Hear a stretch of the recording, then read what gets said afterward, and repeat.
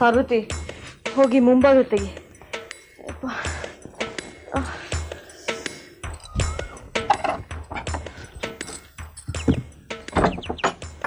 ಅಯ್ಯ ತಾತ, ಅಮ್ಮ, ಅಯ್ಯ ತಾತ ಬಂದಿದಾರ. ಓಹ್ ಐನೂರೇ, ತುಂಬಾ ಹೊತ್ತಾಯ್ತಾ ಬಂದು? ಕಣವ್ವ, ಬಂದು ಅರ್ಧ ತಾಸು ಆತು. ಎಲೆ ಮಾರಕ್ ಹೋಗಿದ್ದೆ ಅಂತ ಕಾಣುತ್ತೆ. ಹ್ಞೂ ಐನೂರೇ, ಅಷ್ಟು ದೂರ ಹೋಗಿ ಬಂದಿದ್ದಷ್ಟೇ ಆಯ್ತು, ವ್ಯಾಪಾರನೇ ಆಗ್ಲಿಲ್ಲ. ಏನ್ ಬಂದಿದ್ದ ಐನೂರೇ? ನೀನ್ ನೋಡೋಕೆ ಒಬ್ಬ ಹಿರೀಕರು ಬಂದವ್ರೆ ಕಣವ್ವ, ಅದಕ್ಕೆ ಅವ್ರನ್ನ ಕರ್ಕೊಂಬಂದೆ. ಯಾರು? ಇಲ್ಲೇ ಅವರವ.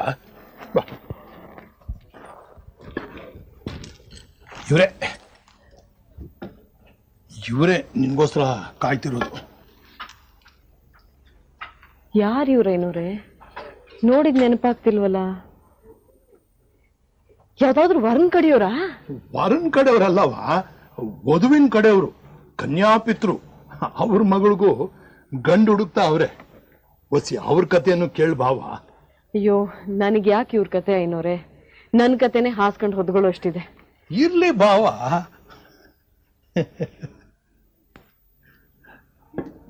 ಸ್ವಾಮಿ, ಸ್ವಾಮಿ, ಹೇಳಿ ಹೇಳಿ. ಇವರು ನಂಜವ್ವ ಅಂತ. ಇವ್ರನ್ನ ಕೇಳಿದ್ರೆ ಎಲ್ಲ ಇಸ್ಯಾನು ಗೊತ್ತಾಯ್ತದೆ. ನಮಸ್ಕಾರ ತಾಯಿ. ನಮಸ್ಕಾರ. ನೀ ಕೂತ್ಕೊಳ್ಳವ. ನೀವೇಳಿ ಸ್ವಾಮಿ ನಿಮ್ ಕಥೆಯ. ನನ್ನ ಹೆಸರು ನಾರಾಯಣ್ ಭಟ್ಟ ಅಂತ. ಅರಸೀಕೆರೆ ಹತ್ತಿರ ಗರುಡನಗಿರಿ ನಮ್ಮೂರು. ನನಗೊಬ್ಳು ಮಗಳಿದ್ದಾಳೆ, ಸುಶೀಲಾ ಅಂತ. 28 ವರ್ಷ ಆಯ್ತಮ್ಮ. ಅವಳ ಜನ್ಮ ನಕ್ಷತ್ರದಲ್ಲಿ ದೋಷ ಇದೆ ಅಂತ ಈ ತನಕ ಮದುವೆ ಆಗಲೇ ಇಲ್ಲ. ಮೊನ್ನೆ ನಿಮ್ಮೂರಿಂದ ಒಬ್ರು ಬಂದು ಹುಡುಗಿ ನೋಡಿ ಮೆಚ್ಕೊಂಡು, ನಮಗೆ ಹುಡುಗಿ ಮೆಚ್ಚುಗೆ ಆಗಿದೆ, ಈ ಜಾತಕ ಪಾತ್ರ ನೋಡೋದ್ರಲ್ಲಿ ನಮಗೇನು ನಂಬಿಕೆ ಇಲ್ಲ, ಹಾಗಾಗಿ ಮುಂದಿನ ಶುದ್ಧ ನವಮಿ ದಿವಸ ನಾವು ಮದುವೆ ಇಟ್ಕೊಳ್ಳೋಣ ಅಂತೇಳಿ ತೀರ್ಮಾನ ಮಾಡ್ಕೊಂಡು ಹೋಗಿದ್ದಾರೆ. ಹುಡುಗ ತುಂಬ ಅನುಕೂಲಸ್ಥ, ಆಸ್ತಿ ಪಾಸ್ತಿ ತುಂಬ ಇದೆಯಂತೆ. ನಮಗೆ ಈ ವರದಕ್ಷಿಣೆ, ವರೋಪಚಾರ ಇತ್ಯಾದಿಗಳು ಏನು ಬೇಕಾಗಿಲ್ಲ, ನಾವೇ 2 ಕಡೆ ಖರ್ಚು ಹಾಕ್ಕೊಂಡು ಮದುವೆ ಮಾಡ್ಕೊಂಡು ಹೋಗ್ತೀವಿ ಅಂತೇಳಿ ಹೇಳಿದರು. ಇಷ್ಟು ವರ್ಷದ ಮೇಲಾದರೂ ನನ್ನ ಮಗಳಿಗೆ ಮಾಂಗಲ್ಯ ಯೋಗ ಬಂತಲ್ಲ ಅಂತ ಸಂತೋಷವಾಗಿದ್ದೆ. ಅಷ್ಟರಲ್ಲೇ ನಮ್ಮ ಕುಟುಂಬಕ್ಕೆ ಒಂದು ಸೂತ್ಕ ಬಂತು. ಹಾಗಾಗಿ ಮದುವೆನ ಮುಂದಕ್ಕೆ ಹಾಕೋಬೇಕಾಗಿ ಬಂತು. ಆ ವಿಚಾರನ ಗಂಡಿ ತಿಳಿಸಿ ಹೋಗೋಣ ಅಂತ ನಾನಿಲ್ಲಿ ಬಂದೆ. ಮನೆ ಹುಡುಕ್ತಾ ಇದ್ದೆ. ಅಷ್ಟರಲ್ಲಿ ನಮ್ಮ ಐನೂರು ಸಿಕ್ಕಿ ಅವ್ರ ಮನೆ ನಾ ತೋರಿಸ್ತೀನಿ ಬನ್ನಿ ಅಂತ ನನ್ನ ಇಲ್ಲಿ ಕರ್ಕೊಂಡು ಬಂದರು ತಾಯಿ. ಇವ್ರ ಕತೆನ ಯಾಕೆ ನನಗೆ ಕೇಳಿಸ್ತಿದ್ದೀರಾ ಏನೋರೆ? ಅದಕ್ಕೂ ನಂಗೂ ಏನ್ ಸಂಬಂಧ? ಇವ್ರನ್ನ ಯಾಕೆ ಇಲ್ಲಿ ಕರ್ಕೊಂಬಂದಿದ್ದೀರಾ? ಆ ಹುಡುಗನ ಹೆಸರೇನು ಅಂತ ಕೇಳವ. ಏನ ಹುಡುಗನ ಹೆಸರು? ಅಪ್ಪಣ್ಣಯ್ಯ ಅಂತ. ಯಾವ ಅಪ್ಪಣ್ಣಯ್ಯ? ಅದೇ ಇವ್ರು ಶಾನ್ಭವ್ರ ತಮ್ಮ ಅಂತೆ. ಕುಳ್ಗಿದ್ದಾರೆ, ಬೆಳ್ಳಗಿದ್ದಾರೆ. ನಿಮ್ಗೇನಾದ್ರು ಪರಿಚಯ ಆತ?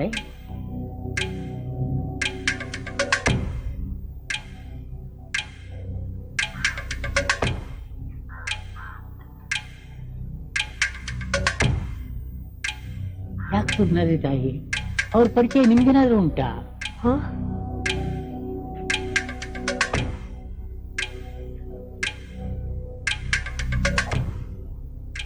ಅವರು ಭಾರಿ ಶ್ರೀಮಂತರಂತೆ. ತುಂಬಾ ಆಸ್ತಿ ಪಾಸ್ತಿ ಇದೆಯಂತೆ, ಹೌದಾ? ಯಜಮಾನ್ರೆ, ನಿಮ್ಮನ್ನ ನಂಜವನ್ ತಾವು ಕರ್ಕೊಂಬಂದಿದ್ದು ನಿಮ್ಗೆ ಸತ್ಯ ತಿಳಿಲಿ ಅಂತ. ಆ ಅಪ್ಪಣ್ಣ ಈ ನಂಜವನ್ ಮೈದ್ನ, ಅಂದ್ರೆ ಗಂಡನ್ ತಮ್ಮ. ಅವರು ಶ್ರೀಮಂತಿಕೆ ಎಷ್ಟಿದೆ ಅಂತ ಈ ಮನೆ ನೋಡಿದ್ರೆ ತಿಳಿಯಾಕಿಲ್ವೇ?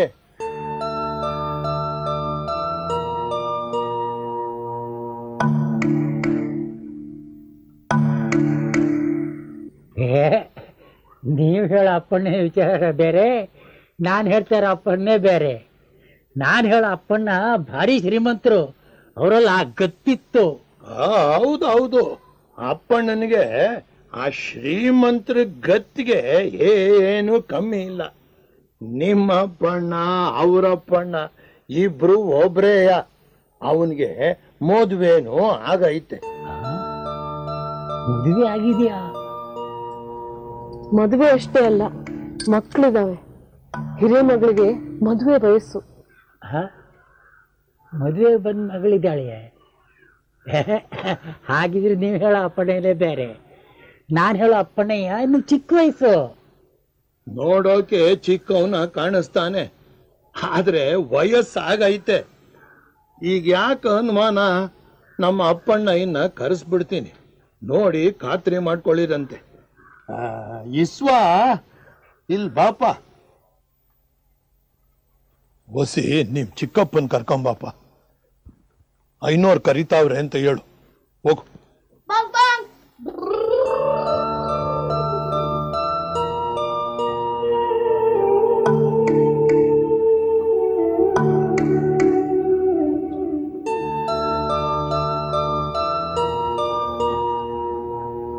ತಾಯಿ, ಸ್ವಲ್ಪ ನೀರು ಕೊಡ್ತೀರಾ ಕುಡಿಲಿಕ್ಕೆ?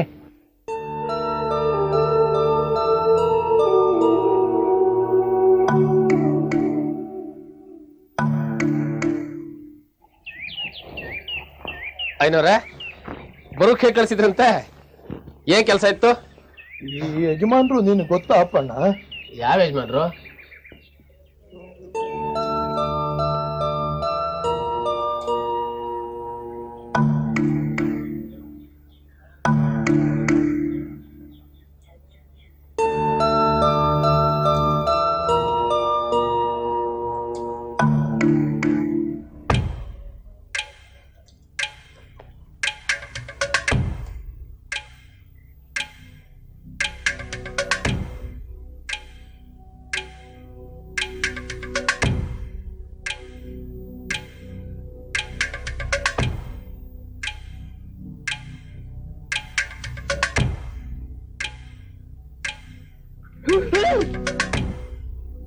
ಮುಂದೆ ಮಗನೇ, ನಿನಗೆ ಮದುವೆ ಬೇಕಾ?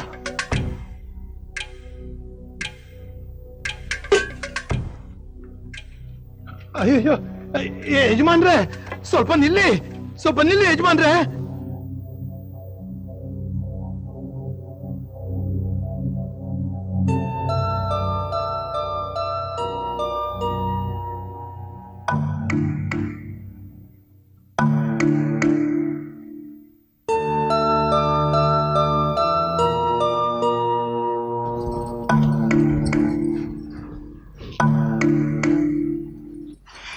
ಯಾಕತ್ಗೆ ಹಾಗೆ ಮಾಡಿದ್ರಿ? ಆ ಮುದುಕರಿಗೆ ಏನಂತ ಕಿವಿ ಓದಿದ್ರಿ? ಅವ್ರು ಯಾಕೆ ಓಡ್ ಹೋದ್ರು? ಅಯ್ಯ, ನಾನ್ ಯಾಕೆ ಅವ್ರ ಕಿವಿ ಊದ್ಲಿ? ಮತ್ತೆ ಅವ್ರಿಗೆ ಜ್ಞಾನೋದಯ ಆಗಿ ಅವರೇ ಓಡ್ ಹೋದ್ರಾ? ನಾನು ಸುಖವಾಗಿರೋದು ನಿಮ್ಗೆ ಯಾಕೆ ಇಷ್ಟ ಆಗಲ್ಲ? ಮೊದಲು ಸಾತು ಕಿವಿ ಓದಿದ್ರಿ, ನಮ್ಮಿಬ್ಬರ ಮಧ್ಯೆ ಜಗಳ ತಂದು ಹಾಕಿದ್ರಿ, ಆಮೇಲೆ ಅವಳು ನಮ್ಮ ಮನೇಲಿ ತಂದಿಟ್ಕೊಂಡು ಅವಳ ಬುದ್ಧಿ ಕೆಡಿಸಿದ್ರಿ. ನಾ ಯಾಕೆ ನಿಮ್ಮಿಬ್ಬರಿಗೂ ಜಗಳ ಹಚ್ಚಿರ್ಲಿ? ಬೆಂಕಿ ಬಿದ್ದು ಮನೆ ಎಲ್ಲ ಸುಟ್ಟು ಹೋಗಿತ್ತು. ಪಾಪ ಅನ್ಸಿ ಸಾತು ಇಲ್ಲಿ ಕರ್ಕೊಂಬಂದಿಟ್ಕೊಂಡೆ ಅಷ್ಟೇ. ನನಗೆ ನಿಮ್ ಒಳಸಂಚೆಲ್ಲ ಗೊತ್ತಾಗಿದೆ. ಅವಳು ನನ್ನನ್ನು ಕಸಕ್ಕಿಂತ ಕೀಳಾಗಿ ನೋಡೋದಕ್ಕೆ, ಮಕ್ಕಳು ಒಂದಿನೂ ನನ್ನನ್ನು ಪ್ರೀತಿಯಿಂದ ನೋಡದೆ ಇರೋದಕ್ಕೆ ನೀವೇ ಕಾರಣ. ನೀವೇ ಕುಮ್ಮಕ್ ಕೊಡ್ತಿದ್ರಿ. ಕೊನೆಗೆ ಅವಳನ್ನ ನುಗ್ಗಿಕೆರೆ ಕಳಿಸಿ ನನ್ನಿಂದ ದೂರನೇ ಮಾಡಿದ್ರಿ. ಯಾಕೆ ಹೀಗೆಲ್ಲ ಮಾಡ್ತಿದ್ದೀರಾ? ನಿಮ್ ಮನಸ್ಸೊಳಗೆ ಏನಿದೆ ಅದನ್ನಾದ್ರೂ ಹೇಳಿ.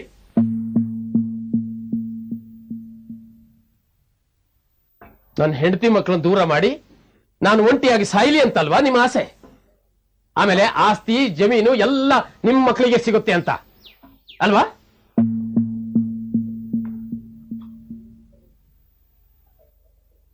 ನಾನು ಆ ಮುದುಕರ ಮಗಳ ಮದುವೆಯಾಗಿ ಸುಖವಾಗಿದ್ರೆ ನಿಮಗೇನು ಕಷ್ಟ ಆಗ್ತಿತ್ತು? ಹೇಳಿ ಹೇಳಿ.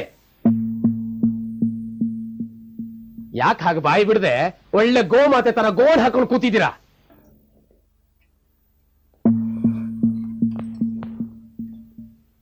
ನೀವೊಂದ್ ಕ್ಷಣ ಶಾಂತವಾಗಿ ಕೂತ್ಕೊಂಡ್ರೆ ಮಾತಾಡ್ಬೋದು.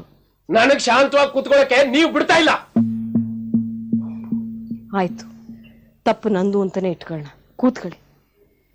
ಪಾರ್ವತಿ, ಚಿಕ್ಕಪ್ಪಂಗೆ ಒಂದ್ ಲೋಟ ಪಾನಕ ಮಾಡ್ಕೊಡೆ. ನನಗ್ ಪಾನಕ ಬೇಡ, ನೀವು ಕೊಟ್ರು ನಾನು ಕುಡಿಯಲ್ಲ.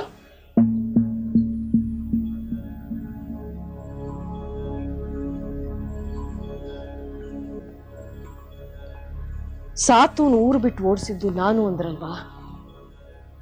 ಅದು ನಾನಲ್ಲ, ನಿಮ್ಮಮ್ಮ. ನಿಮ್ ಒಡೆದ ಸಂಸಾರನ ಒಂದು ಮಾಡ್ಬೇಕು ಅಂತ ನಾನು ಎಷ್ಟು ಪ್ರಯತ್ನ ಪಟ್ಟೆ ಅಂತ ಊರವ್ರಿಗೆಲ್ಲ ಗೊತ್ತು. ಅದು ನಿಮಗೂ ಗೊತ್ತು. ನೀವು ನಿಮ್ಮಮ್ಮನ ಮಾತು ಕೇಳ್ಕೊಂಡು ಕುಣಿದೆ ನಿಮ್ಮ ಸ್ವಂತ ಬುದ್ಧಿನ ಉಪಯೋಗಿಸಿದ್ರೆ ಇವತ್ತು ನಿಮ್ಮ ಸಂಸಾರನೂ ಚೆನ್ನಾಗಿರ್ತಾ ಇತ್ತು ಅಲ್ವಾ?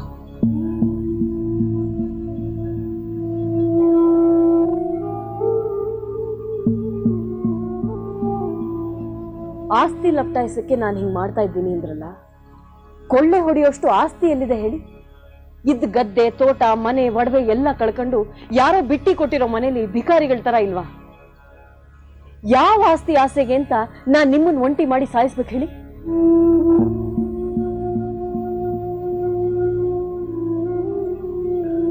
ಸಾತೂನ್ ಮನೆಯಿಂದ ಹೊರಹಾಕಿದ್ರಲ್ಲ, ಬಿಡುಗಾಸಿನ ವರಮಾನನೂ ಇಲ್ಲದೆ 2 ಮಕ್ಕಳನ್ನ ಕಟ್ಕೊಂಡು ಹೇಗ್ ಬದುಕಕ್ಕಾಗುತ್ತೆ? ಯೋಚನೆ ಮಾಡಿದ್ರ?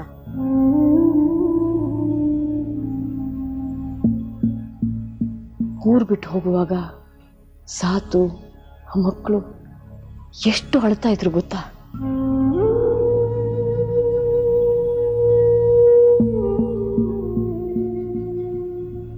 ನಿಮ್ ಮಕ್ಕಳು ಒಂದಿನಾನು ಪ್ರೀತಿ ತೋರಿಸ್ತಿರ್ಲಿಲ್ಲ ಅಂತಿರಲ್ಲ, ಆದ್ರೆ ನೀವು ಆ ಮಕ್ಕಳನ್ನ ಯಾವತ್ತಾದ್ರೂ ಎತ್ತು ಮುದ್ದಾಡಿದ್ದೀರಾ? ಒಂದು ಹೊಸ ಬಟ್ಟೆ ತಂದ್ಕೊಟ್ಟಿದ್ದೀರಾ?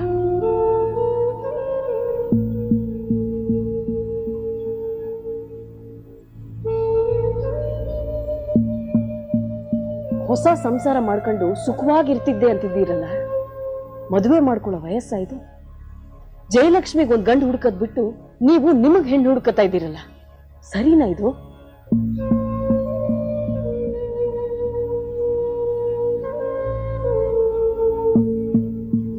ಜಯಲಕ್ಷ್ಮಿ ಈಗ ದೊಡ್ಡವಳಾಗಿರ್ಬೇಕು, ಮುದ್ದಾಗಿ ಓಡಾಡ್ಕೊಂಡಿರ್ಬೇಕಾದ ಹುಡುಗಿ ಈಗ ಯಾರ ಮನೆ ಮುಸುರೆ ಸಿಗ್ತಾ ಇದೆಯೋ ಹಾಗೆ ರಾಮಕೃಷ್ಣ ಓದೋಗ್ ದುಡ್ಡಿಲ್ದೆ ಎಲ್ಲಿ ಕೂಲಿ ಕೆಲಸ ಮಾಡ್ತಾ ಇದೆಯೋ.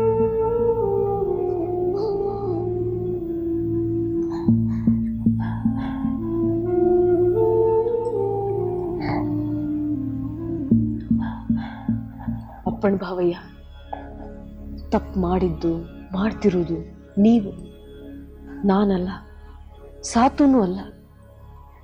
ಅದಕ್ಕೆ ನುಗ್ಗಿಕೆರೆಗೆ ಹೋಗಿ ನಾ ತಪ್ಪು ಮಾಡಿದೆ, ಇನ್ಮೇಲೆ ಒಟ್ಟಿಗಿರೋಣ ಬಾ ಅಂತ ಸಾತೂನ್ ಕರೀರಿ. ಅವಳು ಒಪ್ಕೋತಾಳೆ. ಆ ಗರ್ಡನ್ಗೇರಿ ಹುಡುಗಿನ ಮರ್ತ್ಬಿಡಿ, ಅದಿನ್ನೂ ಚಿಕ್ಕದು, ಬೇರೆ ಯಾವುದಾದ್ರೂ ಗಂಡನ ಮದುವೆ ಆಗುತ್ತೆ.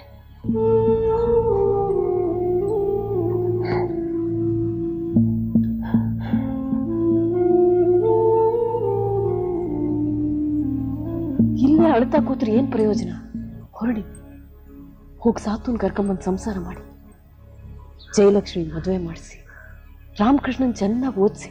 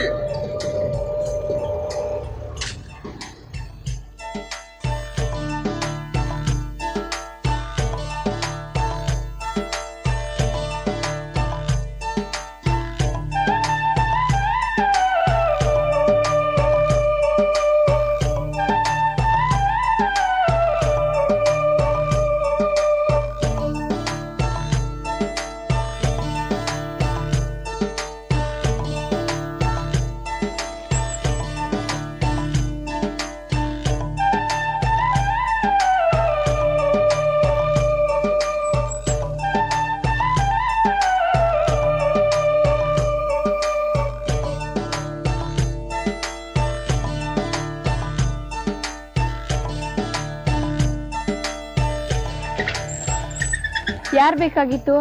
ನಾನು ಅಪ್ಪಣ್ಣ. ಅಪ್ಪಣ್ಣನ ಯಾರು ಅಂತ ಗೊತ್ತಾಗ್ಲಿಲ್ವಲ್ಲ ನನ್ಗೆ. ನಾನು ಶಾಂಭಟ್ರ ಅಳಿಯಮ್ಮ. ಇದು ಸಾಂಬಟ್ರು ಮನೆ ಅಲ್ಲ.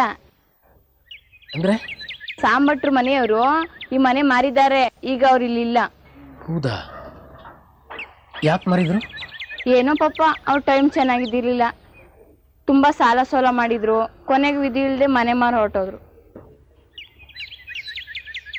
ಈಗ ಅವ್ರು ಎಲ್ಲಿದ್ದಾರೆ? ಕಡೂರಲ್ಲಿದ್ದಾರೆ. ಅದೇ ಸರ್ಕಾರಿ ಪ್ರೈಮರಿ ಸ್ಕೂಲ್ ಇದೆಯಲ್ಲ, ಅದ್ರ ಹಿಂದಿನ ಬೀದಿಲಿ 4ನೇ ಮನೆ ಅವ್ರದೇ. ಬರ್ತೀನಿ.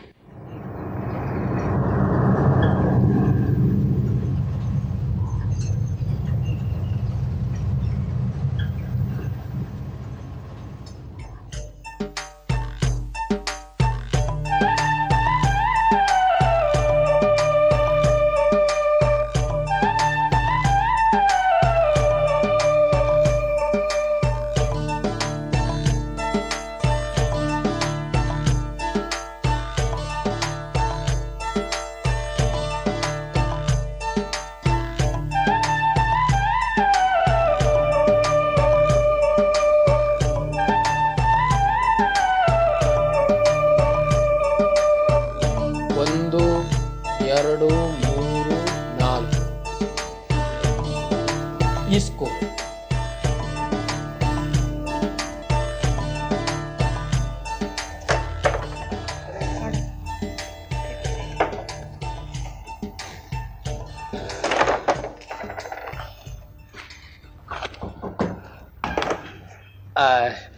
ಇದು ಇವ್ರ ಮನೆನಾ?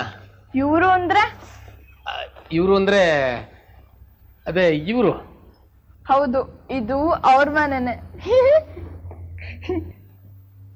ನೀನು ಜಯಲಕ್ಷ್ಮಿ ಅಲ್ವಾ? ಹೌದು, ನೀವ್ಯಾರು? ನಾನು ನನ್ ಗುರ್ತು ಸಿಗ್ಲಿಲ್ವಾ?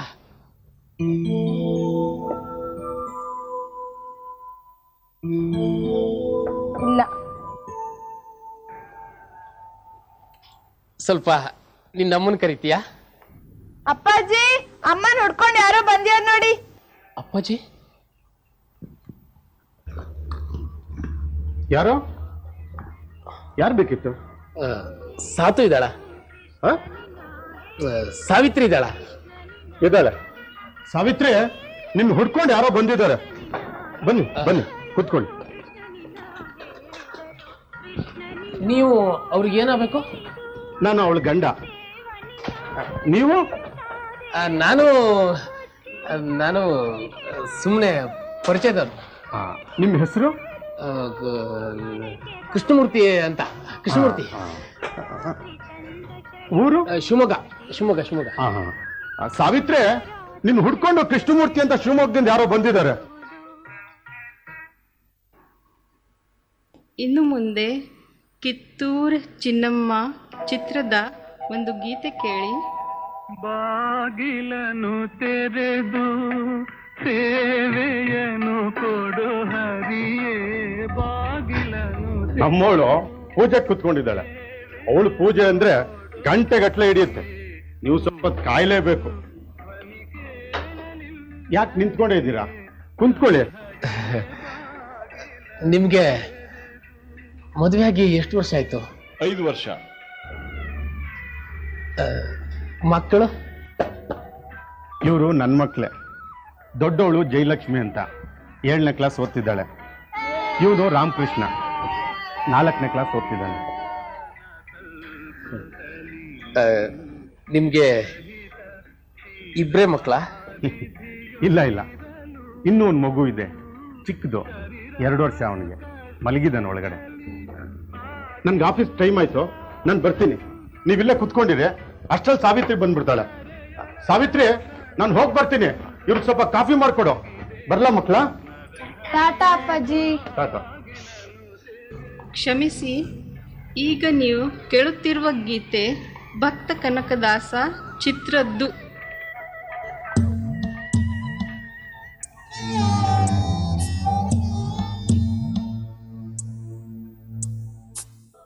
ಒಡಲ ತುಂಬ ಬವಣೆ ಕೆಂಡ ಮಡಿಲು ಕುದಿವ ಕಡಲು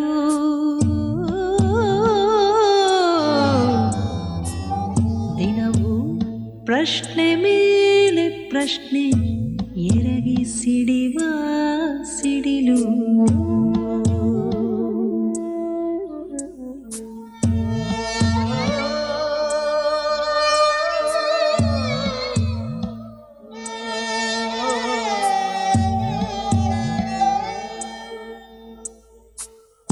ಎಲ್ಲ ಸಹಿಸಿ ಮುಂದೆ ಪಯಣ, ಬದುಕೆ ವಿಸ್ಮಯ ರಂಗ.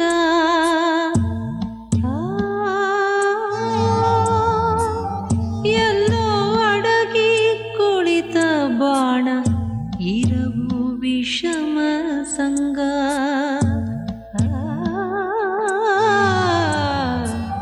ಹೃದಯ ಗೃಹವೇ ಬಿರಿದು ಭಂಗ, ಬಾಳು